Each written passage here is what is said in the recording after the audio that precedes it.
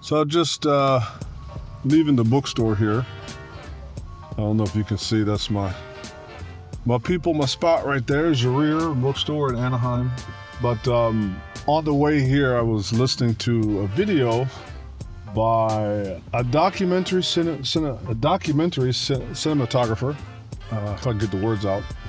And if I'm not mistaken, he's Canadian, because you can kind of tell from his accent. His name is Luke Forsyth.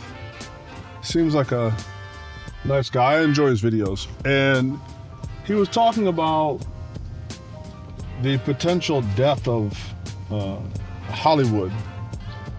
And I think this was spurred by this video, AI video that came out that featured Brad Pitt, Tom Cruise. It featured them in this fight sequence. And so the director of Deadpool, after seeing it, made this comment about, oh man, like this is it. You know, we're all done now. It's all over in Hollywood. And so in Luke's video, he was saying like, well, you know, maybe yes, maybe no, maybe somewhere in between.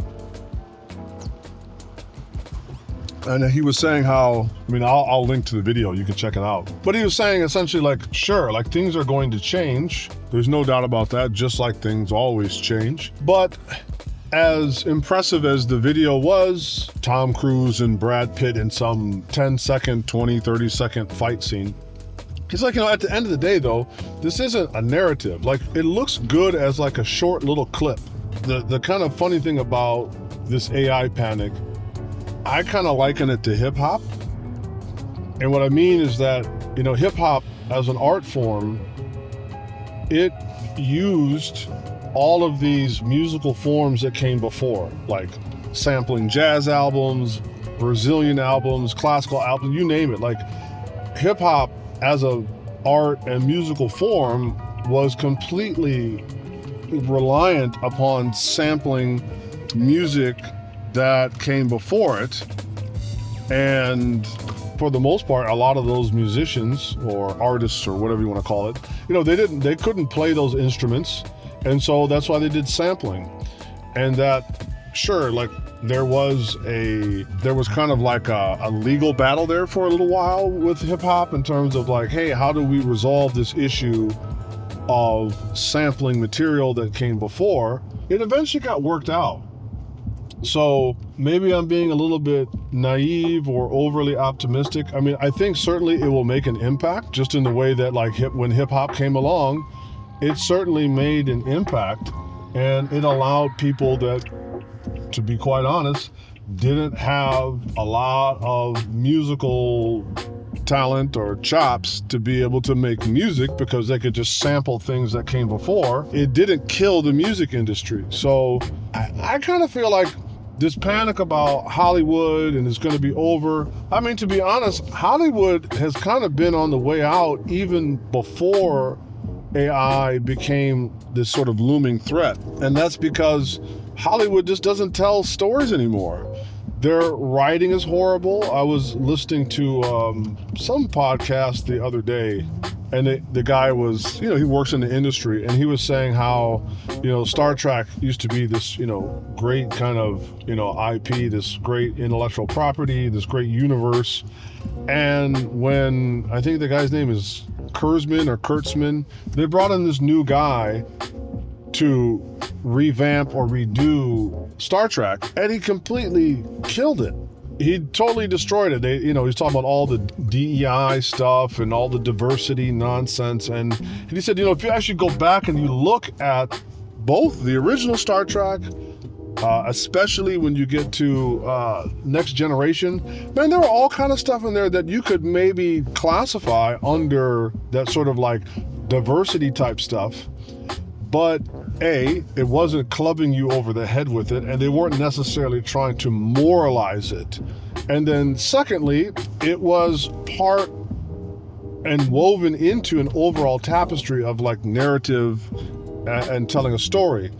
And so if Hollywood's going to complain or cry about being done, well, they really don't have anybody to blame but themselves. Because they gave up on trying to tell meaningful stories, engaging stories that people actually want to pay attention to. They gave up on that a long time ago.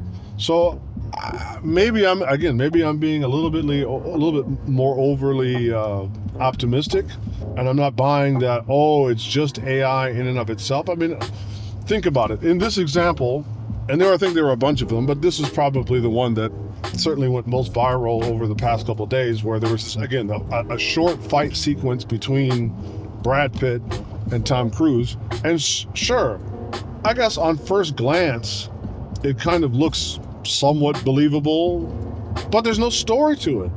It's just a clip.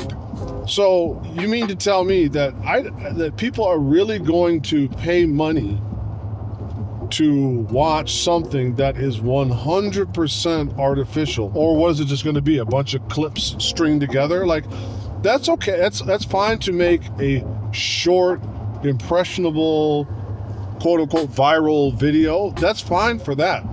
But I don't see that having any real long-term value or inertia.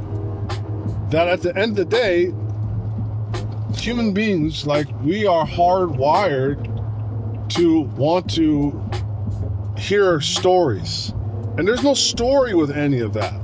Now, could going forward, as I think Luke mentions in his video, will AI be folded into a kind or a form of filmmaking that allows people to, especially in the form of like visual effects and whatnot, that where before you needed to have some hundreds of millions of dollars budget, where now you can do things, for on a shoestring budget? Sure. And that will undoubtedly impact those people, but that's kind of always been a historical process. So I don't know, I kind of feel like AI is like, it's like the hip hop of filmmaking. It's basically like sampling, but there's a big difference between people just having a drum machine and some cheap samples, and then like real artists with real musical sensibilities, like Jay Dilla. Like Jay Dilla, of course, like he had samples. He used a MPC, but he also still had like real musical sensibility. So even though he was sampling, he did it in a way that was, it still had taste. It still had genuine artistic creativity. So I think it remains to be seen whether it warrants to really like panic about anything.